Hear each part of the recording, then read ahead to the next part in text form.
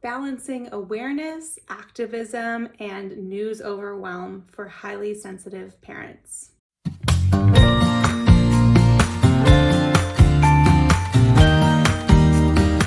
Hey there, welcome to today's podcast. We are talking about balancing awareness, activism, and news overwhelm for highly sensitive parents.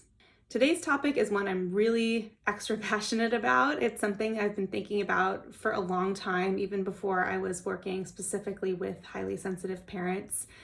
But in today's world, I feel like this topic is more timely than ever. We're inundated with 24/7 news cycle. A lot of us have anxiety about the world that our children are growing up in. And while to some extent this is warranted, it also can have a really negative impact on our mental health or just our overall well-being when we become fixated or flooded or overwhelmed on negative news that's going on in the world. So I just want you to do a thought experiment real quick and consider how you felt, how your body felt, how your thoughts were unfolding the last time that you engaged with the news. So just take a moment and see if you can recall any sensations or thoughts that were going on at that time. And if you're anything like me and other highly sensitive parents, my guess is you may have felt emotions like overwhelmed, helpless, upset, depressed, sad, anxious, fearful, any number of emotions that come up when we are faced with traumas and challenges that feel beyond our control or that feel overwhelming. So I want to start off with the framework that I use with my clients and myself, which is that we are not developed as human beings to hold the collective trauma of 8 billion people. Our brains did not evolve and develop to manage that level and that frequency and that intensity of traumatic news and events. So I hear a lot from people, I want to be an informed citizen. I want to be activist, or I want to care about what's going on in the world and take steps to make a better place. And this is a real, I think, gift of highly sensitive people in general, that we care deeply, we notice when things aren't right, and we want to make a difference. So it's important to pause and celebrate that those characteristics are such a gift to yourself in a lot of ways and to the world around you. And if that resonates with you, that your desire to contribute positively to the world, just for the world's sake and also for your children and yourself, is something to be celebrated and honored. And I'll talk about how we can bring that in while also avoiding being overwhelmed by the news. So considering what I want to tell you a little bit about what I believe happens in our bodies when we are engaging in news and the way that news is often presented to us in today's world. And the news media tends to sensationalize things. You may have heard of terms like clickbait and doom scrolling. Clickbait is when there's something that a headline that's so sensationalized and so intense and intriguing that it's baiting us to click on it. We got to click on it and see, oh my gosh, well, what happened? And it kind of leaves us on tenterhooks. Even just defining this, it's so clear that it's designed to activate our nervous system to say, oh my gosh, well, what's happening? Like, I need to know. What if it's unsafe? And how do I need to respond? And it brings us into this frantic mindset and frantic state of being in our bodies that as HSPs, we are prone to this already, to kind of being overwhelmed in our nervous systems. And when we have a news media that is, exploiting this, to be perfectly clear, that causes us damage a lot of the time when we don't know how to set boundaries or balance the negativity with either action or with more positivity. So just know that the news media and social media sites, they capitalize, they literally make money on you continuing to scroll, continuing to engage, continuing to click. And, in my opinion, they're exploiting our nervous systems and really our empathy to make money, and to continue engaging us in these news cycles. Now, I want to balance this by saying that for many of us, it is important. In fact, it's aligned with our values to remain engaged, to remain aware of what's going on in the world, to be informed about the issues that we care about. And I by no means am saying that this is something that you need to or should leave behind.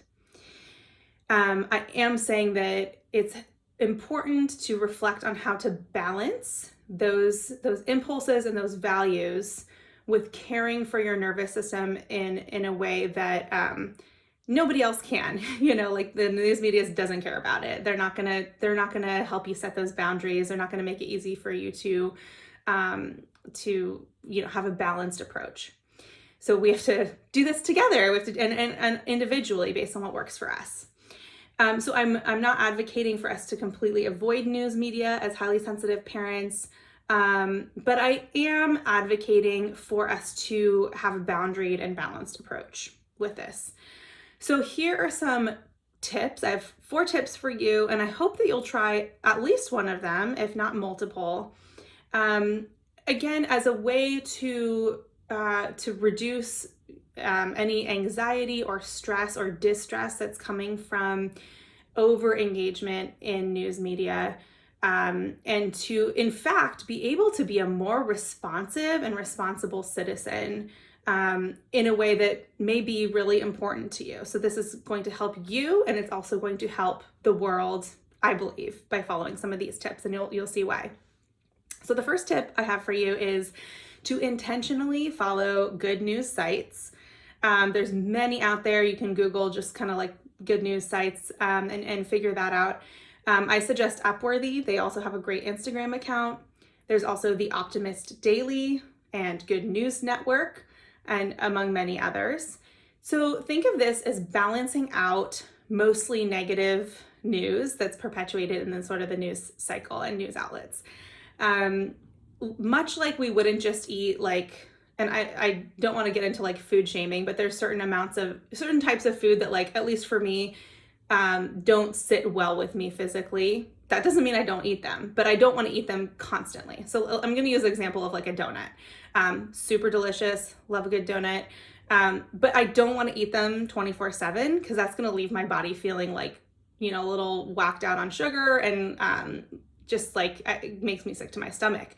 So I want to balance that out with, some other things, like maybe some roasted chickpeas or, a nice summery peach, or it could even be like other, some like Doritos, right? Like we're not all talking about like it needs to be super healthy all the time, just like a diversity of news sources and types of news media that we're engaging with can be helpful.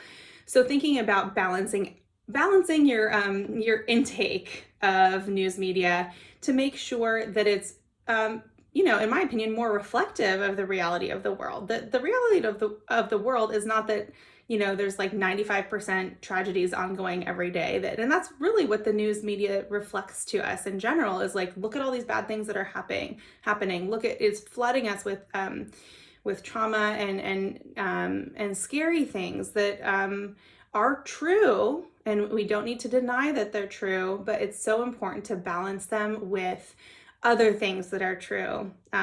Stories of humanity helping one another, stories of, scientists making wonderful and beautiful new discoveries, all sorts of other things that are equally true, and it's all about balance. Okay, so that's tip number 1, is kind of balancing your news intake with more positive stories.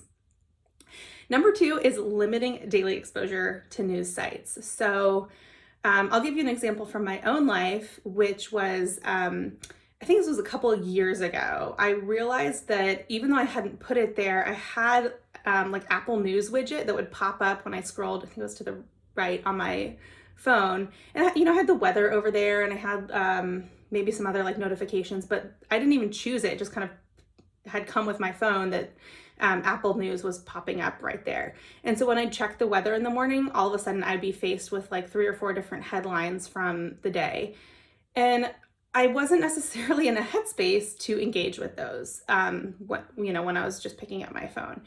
I think the same thing can be true for certain other news sites or social media sites even, where we may be subscribing to news media, and we might choose to do this, and that's okay if you choose to do that and it feels good for you. But what this is about is being conscious about when and how you are consuming news media. So for me, I found it helpful to avoid kind of like the like surprise news bursts. So like widgets or like pop-ups or things like that, going to locations online where I would be kind of surprised by like seeing news articles that I might not be emotionally ready or wanting to engage with at that particular moment. Maybe I'm like trying to make dinner, or I'm trying to, get some work done, and I just want to check the weather as I get dressed, but I'm not ready to kind of to sit with and receive the news media. That said, you certainly can and arguably should set some parameters in which you do engage in a healthy and boundaried way with the news. So what this can look like for people is like maybe once, for highly sensitive parents in particular, is perhaps once your kids are settled in an activity or off to school, you might, grab a cup of coffee, or you might sit on the couch and say, it's important for me to engage in, learning about what's going on in the world. I'm going to take 10 minutes, and it can be helpful to set time parameters around this. It can be helpful to recognize if you feel sort of emotionally open and ready to engage with the news, and be honest with yourself. And the time parameters really help with doom scrolling. This is something that, again, social media like algorithms have made it very easy for us to continue going, oh my gosh, oh, look at all these, things that are going on in the world. I'm going to click here and click there and keep on checking it out. So setting a parameter of, I'm going to check it out for 10 minutes or 15 minutes. That can be really helpful. So that's tip number 2, is kind of limiting or being conscious about your exposure to the news. The third tip I have for you is thoughtfully engaging with news that matters to you. So I find it to be helpful to kind of pick, maybe 1 to 4 topics that you're really passionate about. So say you're really passionate about like animal rights. I'm just going to use that as an example. You might choose to subscribe to certain news outlets or newsletters or podcasts that highlight that particular issue and what's going on in that area. You could also do this with, women's rights or LGBTQ or environmentalism, any of those topics, political news, international news, any of these things. You can select kind of what matters to you and limit it. As HSPs, we might care about everything. I know I'm like, oh my gosh, I care about this and this and this and this and this. But it's, if we care about all of those things and we're receiving information about all of them, it can be very overstimulating and overwhelming for us. So perhaps you can do this, 1 month you're kind of listening more and being more informed about what's going on in this area. And then maybe the next month you kind of shift gears to something else that's important to you. But kind of being intentional about what type of news you're receiving. And what that helps with is actually my 4th tip is it helps you to identify specific ways that you can respond to news issues that you care about. For example, if you are concerned about like educational disparities, you might be able to respond in a very specific way to that issue by joining a nonprofit or donating books to school districts that are underfunded. Something like that, where you can actually have a tangible impact on a situation that is not as it should be. And this is really important, for HSPs and just for people in general, is that when we are faced with something that engages our empathy, when we see something that makes us, oh my gosh, that's awful, or like, oh, I want to do something about it, right? That's our response. We want to help fix it. And when we're flooded by like 15, 20 different news stories, it feels overwhelming and we become helpless, or we feel helpless because we can't respond to all of those things, right? But if we have one or two things that we're like, yes, I care about this, I understand the issues, I can see where I can make a tangible impact, it really helps us live into our empathy in a way that feels fulfilling and actually is better for, humanity and the earth in general, is because we're actually, instead of being flooded and overwhelmed and just flattened by the intensity of what's going on, we can have a targeted and heartfelt response to an issue or two that we really care about.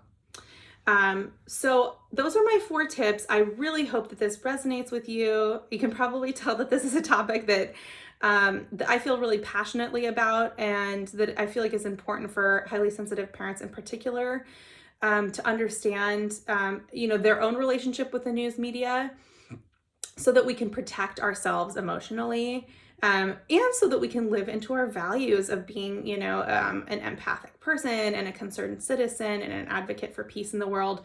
Those things go hand in hand. And I really feel that making some of the tweaks that I've suggested here will help you with both of those objectives. And so I hope that this empowers you to make some changes, and that you find that, as a parent, living in a world that is often overwhelming, and can feel helpless for us to see some of the things that are going on, that this helps your well-being, helps your perspective in a way that will certainly, I'm very confident of this, will wash over into your parenting and your parenthood, that you'll be able to be more present and optimistic and hopeful as a person and as a parent as a result of making some of these changes.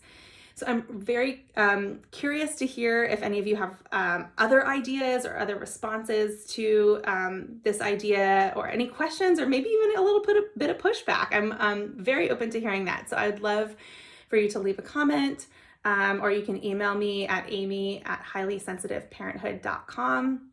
If you're curious to check out more resources and ideas, please, I have an audio podcast that you can subscribe to through most, if not all, of the major podcast apps.